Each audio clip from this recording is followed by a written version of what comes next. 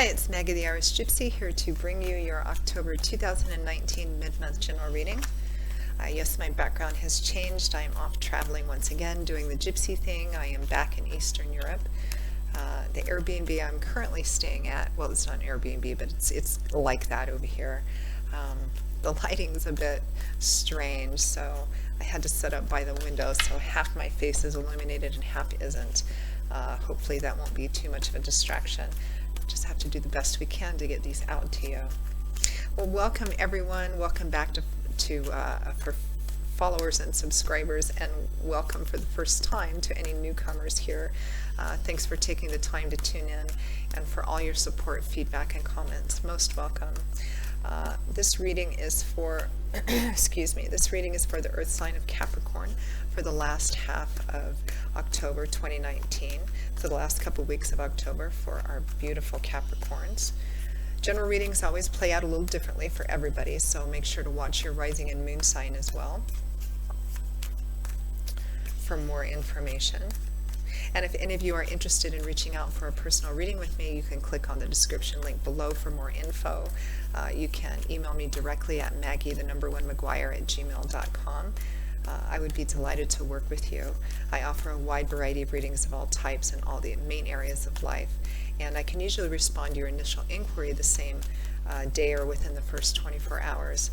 And I do readings full-time, 5 to 6 days a week, so scheduling is done in as timely a fashion as I can. I'm pretty diligent at working with both your schedules and mine. So if you're interested, send me an email and we'll go from there. All right, Capricorn, let's see what the remainder of October has in store for you.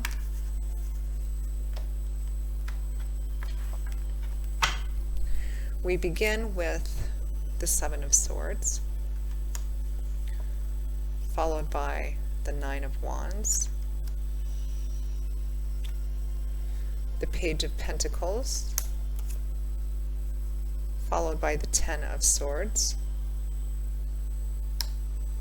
And from the bottom of the deck, your overall energy and guidance is the Seven of Wands. I am using the Gilded Tarot by artist Cyril Marchetti.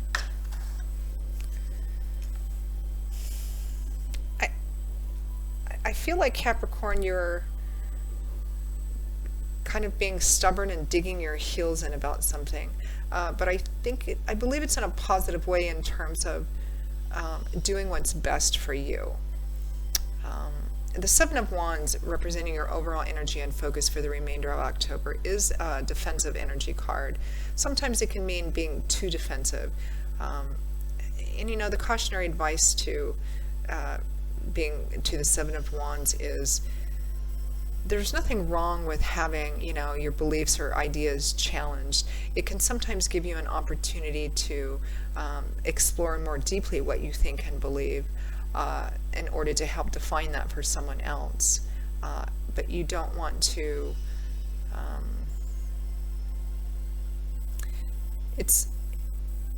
unless someone's being, you know, abusive, it doesn't hurt to hear other people's point of view as well. But the Seven of Wands represents defending something, guarding, protecting, defending something that you feel quite strongly about. It could be a specific thing, a person, an ideology, a belief system, a decision that you've made, etc., because you feel it might be being challenged somehow.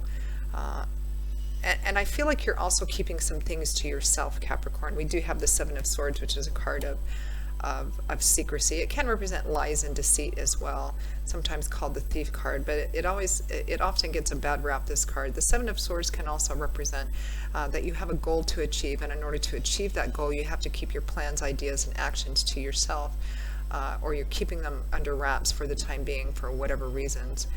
There's nothing wrong with that as long as it doesn't do, you know, harm to you or another individual. And I feel like you are doing that. I feel like you're keeping some things to yourself. Now, what clarifies the Seven of Swords is the Nine of Wands, which is that kind of push-through card.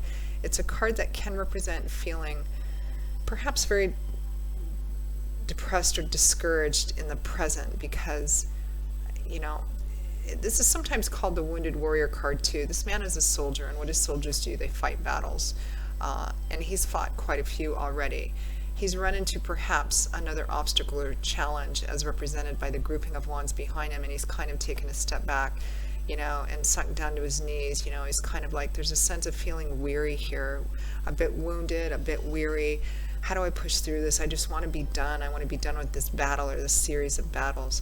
But in the tarot, tens represent cycle completion. You're closer than you think. You're at a 9 already. The Nine of Wands is often about pushing through because you're very close to completing a cycle of something, even though right now it may seem interminable, or like, I can't get through this, I just want to get through this, I feel like giving up. And that may be what you're part of what you're keeping to yourself too, is how you're really feeling. But I also feel like some of this defensiveness, particularly if this is in a personal relationship situation, you may not be telling the other person exactly how you feel or how much their actions affected you, or even how much their actions hurt you. Which is interesting, because we do have the Ten of Swords, which is, the betrayal or the stabbed in the back or the thrown under a bus card. It's a 10 though. So whatever happened, to put you in this space, it's at an end. It's not happening anymore. There's a golden light shining down through these swords. It's a healing light. The sun is rising in the background, a new day is dawning, and the animals are beginning to return to the scene. All signs that whatever it was, which looked quite painful, difficult, challenging, is at an end. And the Page of Pentacles is over the Ten of Swords, which represents finding a practical way through whatever the source of this pain and this heartbreak was, a way to kind of move through that. And for some of you, I feel like a bit of cautionary advice here for some of you, Capricorn. It may be for some of you that you may be carrying some of this defensive energy a little too far. You don't want to compromise and negotiate on your bottom lines, your ethics, who you are. But I feel like some of you too, if this is a personal relationship situation where you had a lover or a mate or a good friend, or somebody, betrayed you or hurt you in some way, or even vice versa, I feel like for some of you, and don't shoot the messenger, but I feel like some of you, you're not actually expressing a lot of how you feel, or feeling like, you can't get through this, or expressing without being overly defensive how somebody else's actions made you feel, or vice versa. There's this really defensive energy, and I feel like for some of you, not for all of you, but for some of you, you may want to, you don't need to let anybody in through the door, but you can maybe set the wand aside for a minute to have some kind of an exchange with this other person or people, instead of keeping all of your feelings into yourself and just presenting kind of a hard, stubborn, defensive exterior. You don't have to agree, you don't have to make any agreements you don't want to, you don't have to let anybody in the front door, but you can set the wand aside for just a minute to kind of hear that, because it does look like there is finding a way, the start of finding a practical way through this, which the Page of Pentacles would represent. Let's see, what is this defensiveness about?